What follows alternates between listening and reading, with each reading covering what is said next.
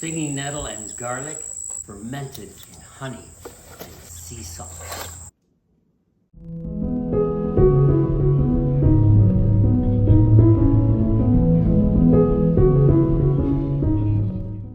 Good morning and welcome to Willows Green Permaculture. Today, Magali and I are celebrating the second anniversary of doing videos here at Willows Green Permaculture. And so we would like to bring a special video to you. We're going to show you a brand new recipe we're trying. Stinging nettle and garlic fermented in honey and sea salt. This recipe is as good for your health as turmeric, and it's delicious too.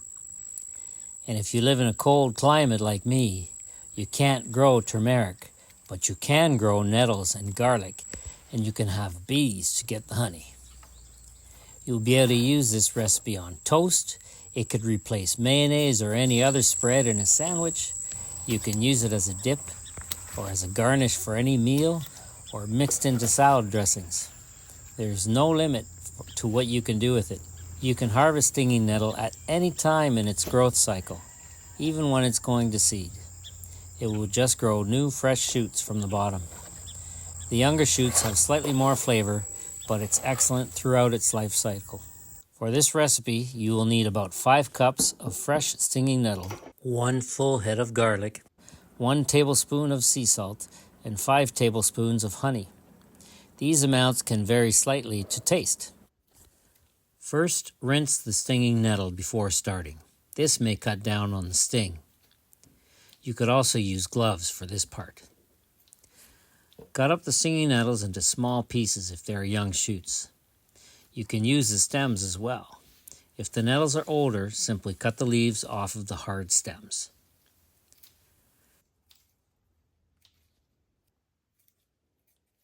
Blanch the nettles in hot water for 30 seconds or so.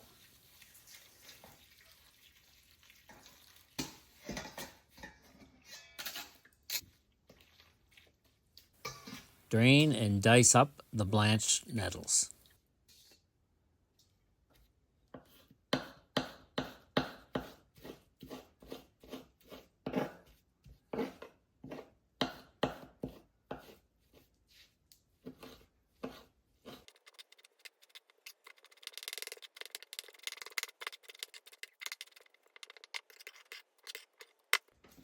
Dice 1 full garlic head.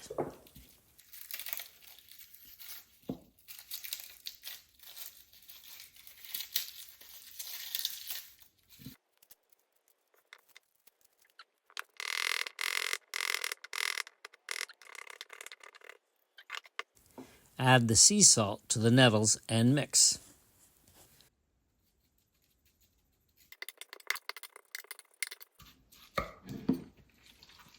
You will see the nettles begin to release their water soon after mixing in the salt.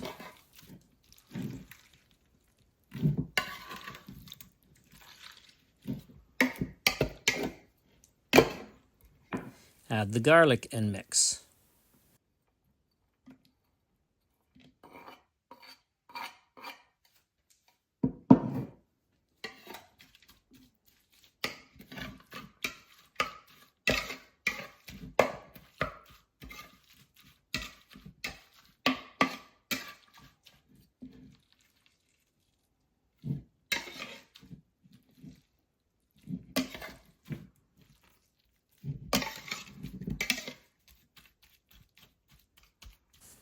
Add the honey and mix.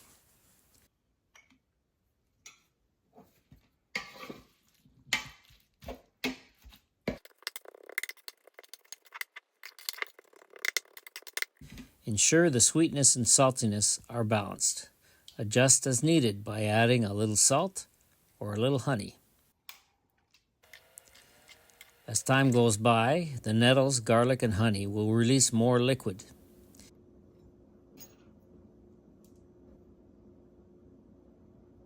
You will also see the fermenting action in the little bubbles that appear on the surface.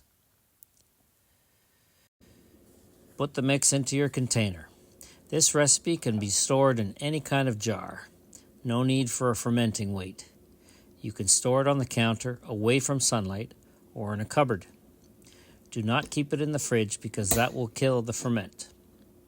You can begin eating it at any time, but the longer you let it sit, the better the ferment will age. And now it's time to taste it with some of our homemade bread and tomatoes from the garden.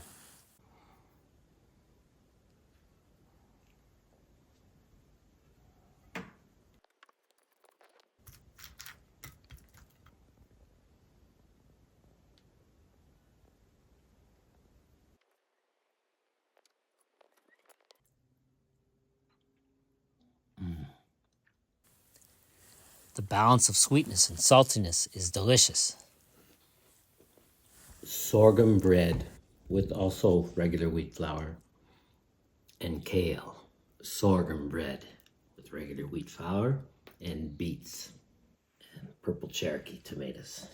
I hope you enjoyed the video, and I hope you learned something from it.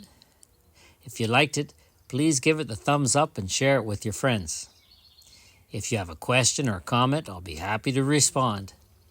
And if you haven't done so yet, then subscribe. Support what we're doing here just by subscribing. Please also consider becoming a member and help us to make more videos. Thank you very much for watching. Have a great week, and we will see you next time.